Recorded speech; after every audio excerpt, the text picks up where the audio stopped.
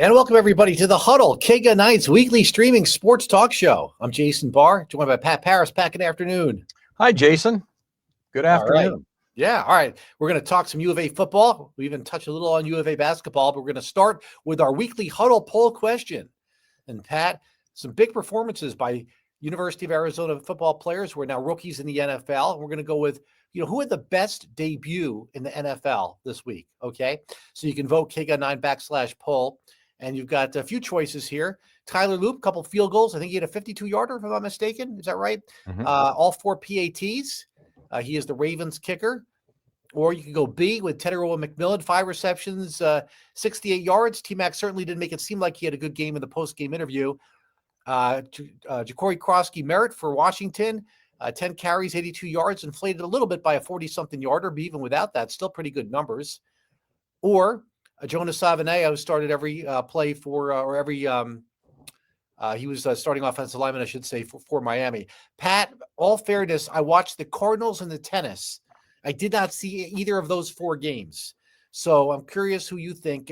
Just on numbers, I kind of like Krosky-Merritt there, especially McMillan feeling like he had a couple of drops. So curious what you voted for there on the Huddle poll. I watched Red Zone for much of the day, watched a little of the Tennis, watched a lot of Red Zone, and then saw a lot of the Ravens game. I will say this, a process of elimination, Jonas Savaiinaea, he started, I don't know how he graded out. We'll see down the road, how impactful he can be. Krosky-Merritt was very impressive in 10 carries and 82 yards. He's what a lot of us thought we would get last year when, unfortunately, the snafu. Really, though? I mean, he came from New Mexico. Were you really thinking you were going to see big things? After we saw the first, after we heard about him in practice and then we saw him in that first game, I think we all thought, this guy can play. This guy isn't just a guy who just was added to the roster. He was added to the roster for a reason. Then when he played in the, which did he play in, the Senior Bowl, whatever bowl he played in, he jumped after the not playing all season, jumped into the Senior Bowl or whatever it was, and was the MVP. So I'm not surprised that he's having an impact. We saw him do well in the preseason. Tetero McMillan is a product of a Carolina offense that's still sputtering and still trying to get going. We're going to have him as our MVP of the week multiple times, a year going forward.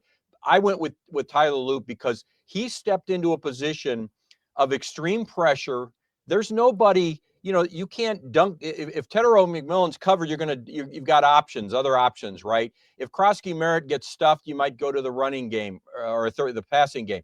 But with Tyler Loop, he's it.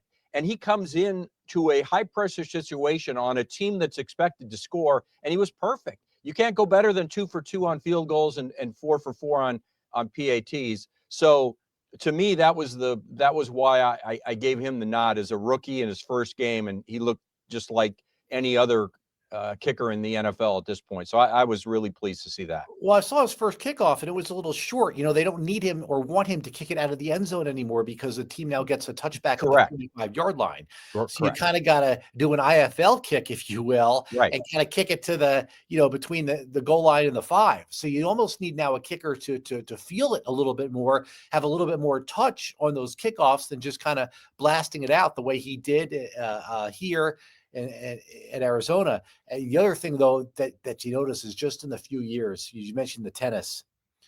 When you talk about, Pat, comparing athletes and teams from today and from another era and who's better, this team or that team 30 years ago, where you really see it more than anything is in kickers who are now kicking 60-yard field goals, 50-yard field goals like it's nothing. Yes. And in women's tennis, oh my goodness, do they hit the ball? And in men's tennis too. But oh my gosh, in women's tennis, do they hit the ball a whole different way than what was done in yesteryear? You kind of really see a difference in sports in those two that are just more noticeable than probably what you see in the other sports. Yeah, I think you're right. I think the Williams sisters began that, and it's just the evolution of women's tennis has really, really become more of a power game than it ever was before.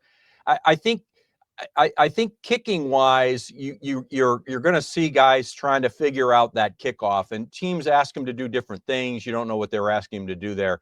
on that one kickoff. But our producer Ryan says, if T-Mac does that, puts those stats, it's 85 receptions and 1,150 yards.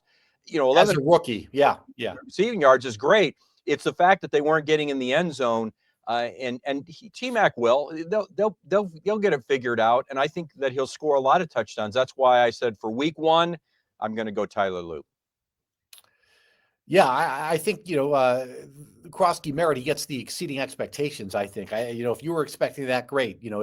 But I don't think a lot of people were. So it's not shocking me. It's great to see. Yeah. And you don't know what you're going to get. You don't know next week he could get 10 carries for 7 yards. You just don't know. But he is such a powerful runner. He is tough to bring down, powerful runner, probably deceptively faster than a lot of people think. So I think he's going to be.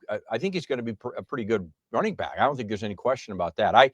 My disappointment comes in whatever the clerical error was that gummed up his season at Arizona last year, that kept us from having that extra weapon that they needed to free up T-Mac a little bit more in the passing game a little more, because they never got the run game going last year. There's a 1980s movie called Summer School. There's this guy, this student, and very early in the movie, he goes to the bathroom. And you just never see him again in the whole movie until the very end of the movie. And they were like, "Where were you the whole summer?" And he pulls out the bathroom key and goes, "The bathroom." and so that reminds me of Ja'Cory Krosky Merritt. He played in the first game. We didn't see him the whole rest of the year. We didn't see Although him. we didn't, we knew there was something going on. Okay. Yes. We want to get to the U of A football here, 2-0 against Weber State. Look, we knew there weren't going to be a lot of people in the stands, against Weber State. Then you've got a little bit more than a 2-hour lightning delay. Yeah, that didn't help. And then there's nobody there. And there's nobody, people clear out in the first after halftime anyway. Well, this was a halftime that was 11 p.m. This game ended after 3 a.m. East Coast time, well after midnight, our time here. They beat a Weber State team that just did not look good. 40-3 Arizona wins. There's some things about Arizona that look good. They look like they know what they're doing. They look confident and crisp on offense. I've got some concerns about the offensive line for sure, inconsistent at best. But you have to like what you see from Fifita's decision making. You have to like what you see from a defense that has not given up a touchdown this year. I like the way that Gavin Hunter hits hard. They've got a little bit of moxie, I would say this defense. You want to see a running back step up. We haven't really seen that. And the offensive line concerns me a little bit, but how much more can you want after 2 games, even against bad teams? They're 2-0 and haven't allowed a touchdown. Here's the way I look at it, Jason. You have to temper your excitement level, but you have to say, what do we always talk about? Eye test. Do they pass the eye test? And we've seen this team even in the early couple of years of Jed Fish, where they weren't passing the eye test against bad teams. They might have won. Last year, New Mexico, that game where they put up 60 whatever points, but they also gave up almost 40 points. So the eye test to me says they're passing the eye test. They're a better team, like we expected. We've seen under Seth Doege, we've seen Noah Fifita really take a step forward between game 1 and game 2. And I think Seth Doege challenged him to be better and more decisive and speed things up. They challenged Nunu Watley to speed up his game. And Nunu Watley was a star in that game. And so was Noah Fifita. So offensively, I'm really impressed with what they've done. Yes, temper your excitement level because it doesn't need to be tempered. It's plenty tempered, Pat. Yeah. But I think a lot of people, I've even seen the writers who are ranking these the Big 12 teams, that they've moved Arizona up a couple of notches. Part of that is because I think Arizona's looking a little bit better than a lot of people thought they might. And I also think there's teams like K-State, who they play Friday night, and a team like Oklahoma State, who they just look awful, especially Oklahoma State. Kansas State doesn't look very good. They were completely outplayed against Iowa State in the second half in that Dublin game. They barely won their second game, and then they lose to Army in their third game. So Kansas State, scary in the sense that they're going to come in here madder than heck, trying to prove that they're not a bad team, but they look like a bad team. So Arizona's got to take advantage of this, being at home against a K-State team that's not been very good this year. This is the kind of game that separates you from getting those 6 wins to go to a bowl game or not getting those 6 wins and going to the bowl game. Yeah, if Arizona loses this game, it takes a lot away from those first 2 wins is because of how Kansas State has looked. We didn't think, or at least I certainly didn't think they were going to go to Kansas State last year and win that game. They were on the big winning Yeah. streak. They hadn't looked good the last couple of games. Kansas State was there waiting for them. That was a tough spot for Arizona football last year. I didn't expect them to win that game. This is a different situation. You look at those scores. They lose the game in Ireland, okay, to Iowa State. Well, that's fair. But then they come back and they give up 35 points to North Dakota and then can't beat Army at home. Yeah. And I know Army can be difficult with the way they run the ball and all, but Kansas State has not looked good. Gunnar Maldonado has not played well, apparently. The former Arizona safety who was the MVP, defensive MVP of the Alamo Bowl. He has not looked good apparently for Kansas State. Avery Johnson didn't look good quarterback last week. This is a game that if you've got to keep it. We're not expecting Arizona to win every game, okay? But this is a game if you want to keep the momentum and you want to build on those last 2 games. You got Kansas State here on a Friday night, a team that has not looked great. I think this is a team Arizona needs to win if they're going to win 6 games, Pat. Yeah, it really is. And that can be, it's early in the season, but for K-State, this is a pivotal game for them. Their season can go really sideways with a loss. But for Arizona, as you said, you can keep the momentum going. So I think it's pivotal for both teams. For Arizona, Friday night at home under the lights and on national television, I think it's a perfect opportunity to take a step forward. And really, Jason, a lot of this is about, you're talking about all the work you put in leading up to these games, and you've got to have some buy-in, as we talk about. You've got to put in that work, but you need some results, and they've had great results the first 2 games, especially the second game. But they need to have a result against a team the caliber of a Kansas State. Even if it's a down year for Kansas State, you got to start winning against teams that have a higher profile nationally than you do. And this would be a great win in just game 3 of the season. Jason Barr, Pat Parris is the Huddle, KGUN's weekly streaming sports talk show. Pat, I fell asleep in the fourth quarter. I meant to ask you, did you see Wesley Yarborough run the ball at all for Arizona in the fourth quarter? I did, but I was hardly paying it. Jason, it was after midnight already by then. You know what I mean? It was starting No, to get I know late. that, but he looked good. And this, we're talking about the freshman running back. We're seeing a crop of running backs. I don't think anybody has really kind of stepped up or stood out. And here's this guy in Wesley Yarborough, who's a freshman, and yeah, I kind of wonder if he might see a couple more carries this week. Brennan said some good things about him. Yeah. I know when you're playing in the fourth quarter in a blowout, you're not even going up against the starters for the other team. It's not the same. So that's why I was kind of wondering if you saw him run it all. I did, and it perked my interest. But remember, by that point, is it the 3s playing against the 2s? Right. Is it the 4s playing against the 2s? There was as much as you're never going to say, at least I didn't see Weber State quitting, but at that point, it's hard. It's tough to gauge. It really is. And they've got kind of a 3-headed running back monster already. And now all of a sudden you're going to do 4. I want to see Quincy Craig get a lot of handles too. So we'll see. We'll see if it pans out for a 4th running back.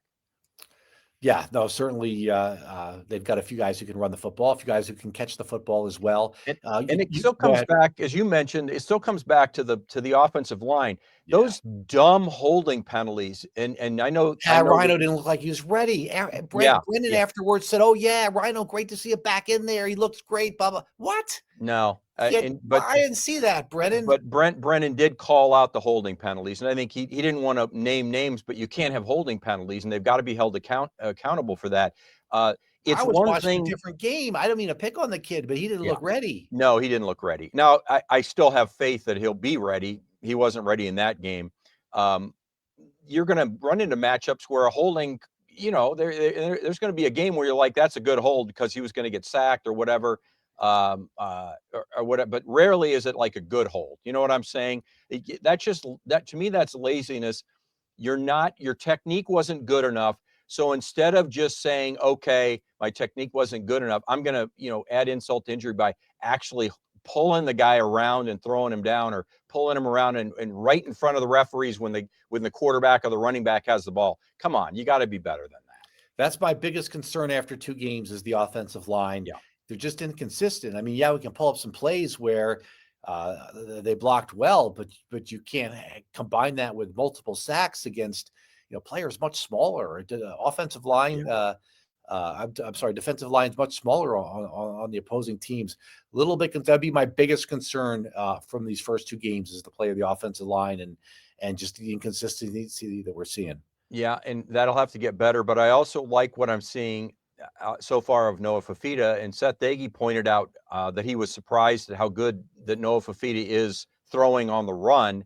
And they're designing some rollouts, and that's one way you get away from pressure if you're having issues. And they've had to do that a couple of times in these early games. So if that's the case, then when you're playing against Iowa State or you're playing against BYU, you may have to do some of those rollouts, and I think we're seeing that Noah Fifita can handle that. Okay, Pat, though, I don't know if I like that spin move. Now, do you know what I'm talking about? Yeah. Where he spins out. The problem when you spin out is you don't see what's around the corner, and sometimes you're now 7 yards, 9 yards behind the line of scrimmage, and if there's somebody there, it bit him once. Big sack. Yeah, it bit him once. Didn't like it, Pat, when Jane DeLora was doing it. So I don't know why you would like it if Noah Fifita's doing it. I don't like those spin moves out. If it works for Patrick Mahomes, it doesn't mean it's going to work for everybody. Yeah.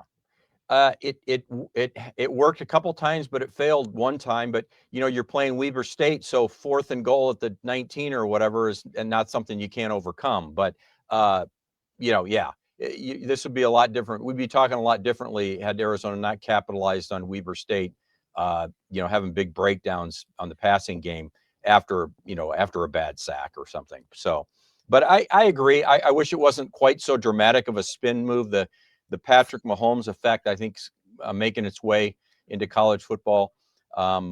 You'd rather have the quarterback watch where he's peeling away, not just blindly spin around, thinking he's avoiding one tackler when he might run right into another.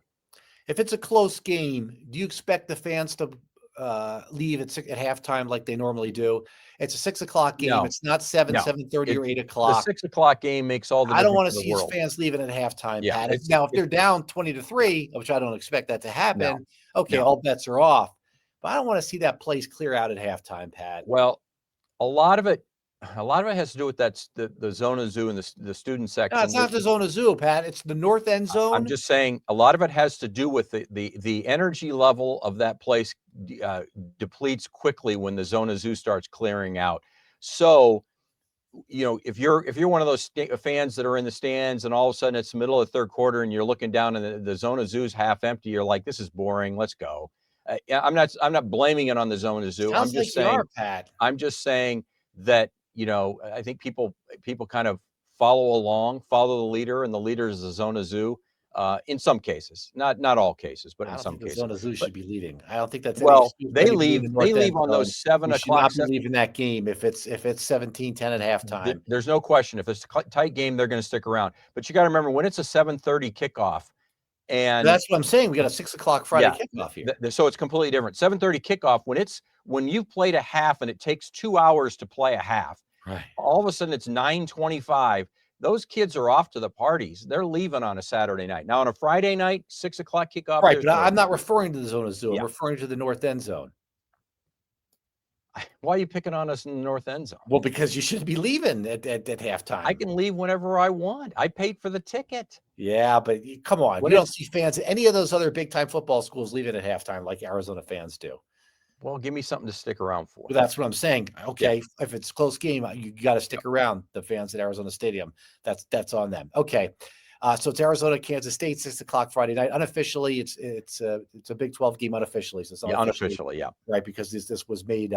These schedules were made before Arizona moved to the Big 12. Before we finished up with the Huddle poll question, I know Pat, you were saying that some of the Big 12 Mondays basketball. ESPN Big Monday. Right. So tell me what stood out to you. So ESPN Big Monday, they announced the 6 Monday night games that the ESPN will carry as part of the Big 12 Big Monday matchups. And if you notice there, Arizona of those 6 matchups plays in 3 of them. Kansas plays in 3 of them. I think Iowa State has 2, and I think Houston has 2. So that just tells you what they think of Arizona and Kansas. And so you've got Arizona at BYU on January 26th. Do we know the tip-off times of those games? What's that? Do we know the tip-off times of those games? I don't. Usually Like, is this the second half of a doubleheader? Usually they'll do like the big Monday will be like the ACC plays that what would be, 6 o'clock our time, and then we would play the 8 o'clock game our time. So that's my guess is it'll be the back half of the ACC Big 12 Big Monday doubleheader.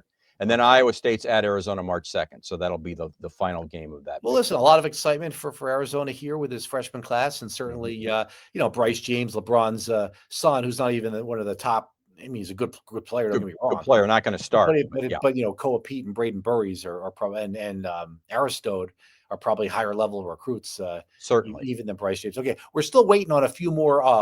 We're still waiting on a few more votes coming in for the Huddle poll, so we'll give it another minute or two. I know we've got an NFL graphic, week 1. Anything stand out to you? Boy, I was surprised. I saw some of the Monday night game. I was surprised. I thought that the Vikings came back in that game. I thought the Bears had that one. For the Vikings to come back and J.J. McCarthy to do that on the road, kudos to Minnesota for that. I was impressed by that. Aaron Rodgers had a ton of momentum going up against his against the Jets. He even said it afterwards. I wanted anything to do with the Jets. I wanted to beat, 4 touchdowns. And how petty is Bill Belichick?